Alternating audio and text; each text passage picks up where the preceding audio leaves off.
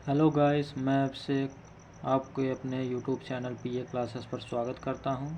मैं आज आपके लिए केमिस्ट्री के 3 मोस्ट इम्पॉर्टेंट क्वेश्चन लेकर आया हूं, जो कि आपके बोर्ड एग्ज़ाम 2023 के लिए बहुत ही इम्पॉर्टेंट क्वेश्चन है। क्लास 12।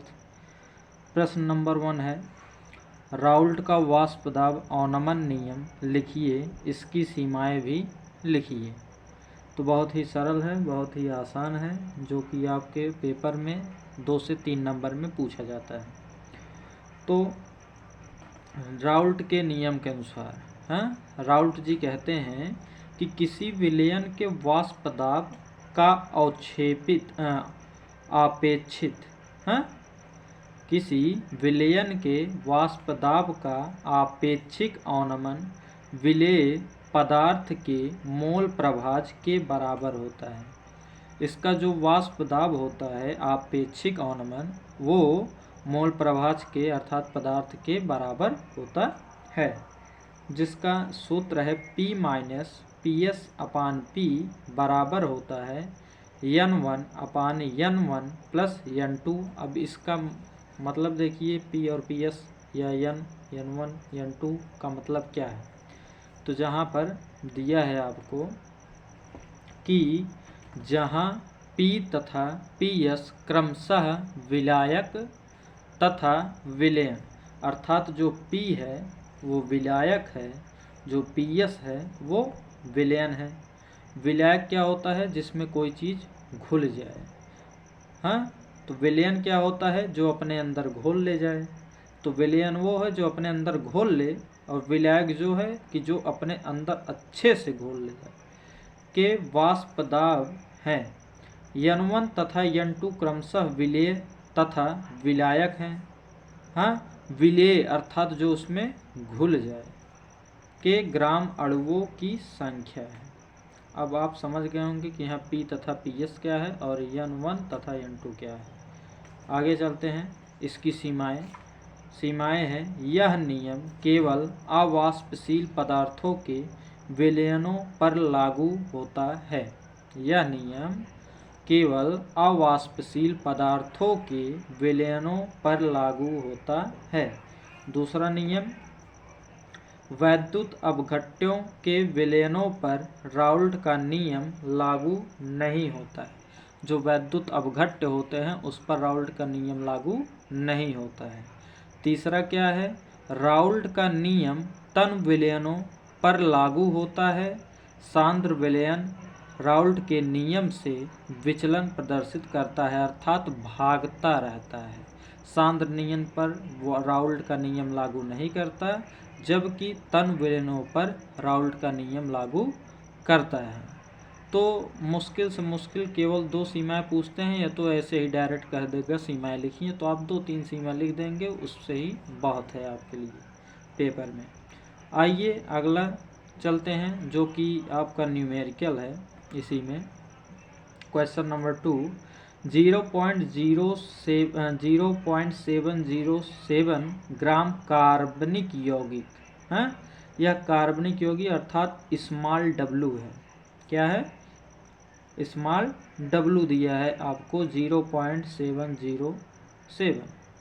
दूसरा है 10 ग्राम एसीटोन, जो 10 ग्राम है ये आपका क्या है? कैपिटल W है। कैपिटल W का मान 10 ग्राम एसीटोन दिया है। में घोलने पर क्वथनांक वृद्धि 56.88 डिग्री सेल्सियस तक पाई गई।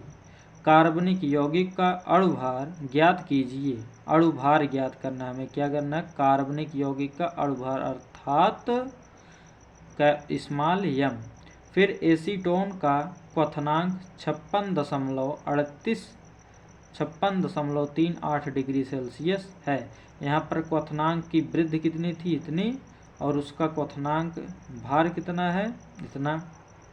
तो इसको इसमें से घटा देंगे तो आपका क्या निकलेगा? डेल्टा TB तथा आणविक उन्नयन स्थिरांक 16.7 डिग्री सेल्सियस है। तो आणविक उन्नयन स्थिरांक को हम KB से दर्शाते हैं। तो KB का मान दिया है 16.7 डिग्री सेल्सियस। जो कि आपके यहाँ सामने है। स्मॉल w बराबर 0.707 ग्राम और कैपिटल W बराबर 10 ग्राम और स्मॉल m हमें ज्ञात करना है।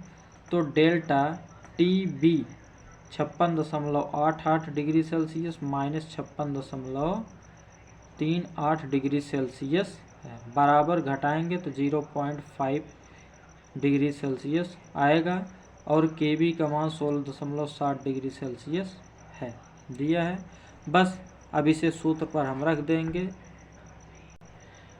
ये है इसका सूत्र। आणविक भार जो ज्ञात करना है, m बराबर 1000 गुणे KB इंटू स्मॉल w अपान delta TB into capital W।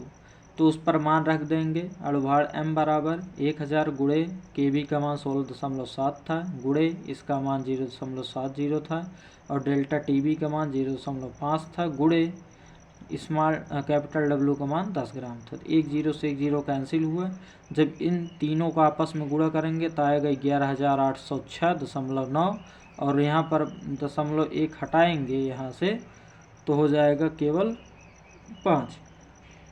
अब 5 से जब इसमें डिवाइड करेंगे तो आपका आ जाएगा, देखिए 5 दूनी 10, एक इधर गया, फिर 5 तियाँ 15, फिर 3 इधर गया, 5 छक 30 और 5 इक्के 5 दशमलव, फिर 5 तियाँ 15 और फिर 5 अठे 40।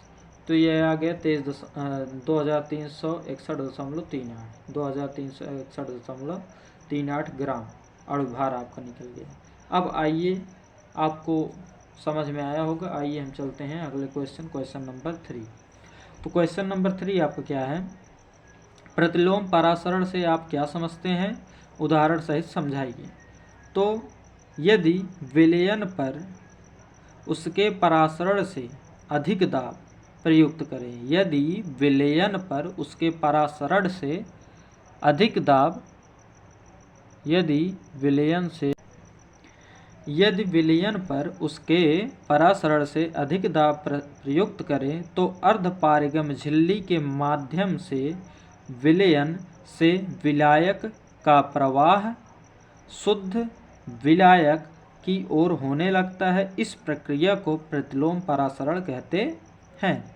इसका प्रयोग समुद्री जल एवं कठोर जल आदि को शुद्ध करने के लिए करते हैं। उसका उपयोग अर्थात उदाहरण ये है, क्या उदाहरण ये है कि इसका उपयोग समुद्री जल एवं कठोर जल को शुद्ध करने के लिए करते हैं। जैसा कि चित्र आपके सामने है, ये चित्र है, ये पिस्टन है, इसमें से जल डाला जाता है, ये लवड़ी जल है और ये जो इतना पोर्शन बना है ये अर्धपारगम झिल्ली है। इसके माध्यम से इसमें जल आता है तो यहाँ शुद्ध जल होता है और इसके माध्यम से इस शुद्ध जल को हम यहाँ से अलग कर लेते हैं। तो आई होप आपको ये 3 प्रश्न बहुत बढ़िया से समझ में आया होगा। अगर आया होगा तो हमारे चैनल को लाइक शेयर सब्सक्राइब करें, जिससे कि और सभी को यह देखने का अवसर मिले और सभी लोग अपने एग्ज़ाम में बढ़िया से बढ़िया नंबर ला सकें। तो थैंक यू।